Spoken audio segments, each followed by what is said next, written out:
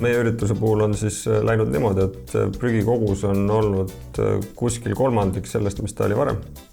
Keskkond on puhas, plats on puhas, ei ole sellist läbu ei ole võib-olla kõige parem sõna, aga ei ole seda maas vedelevaid pakendeid ja kõike seda teemat, et ikkagi asjad on tagasi viidud, ehk siis nõud viiakse teenusepakkujale tagasi, plats on puhas, õiged jäätmed lähevad õigesse kohta.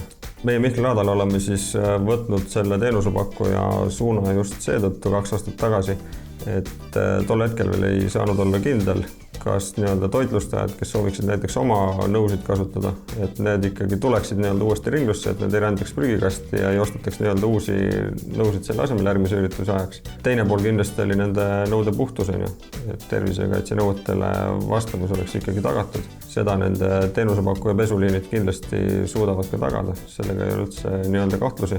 Ja panditasu osas siis nii palju, et meil seda tagastustasu või teenustasu või renditasu hulka arvestatud ei ole. Ehk siis, kui inimene maksab 2 eurot välja, siis ta saab selle 2 eurot ka tagasi. Et külastajale lisakulusid sellega ei kaasne. Korraldaja tasub siis hetkel selle teenusepakkujale töötasu ja toitlustaja roll on siis seal tasuda selle pesu ja nõude rendi eest.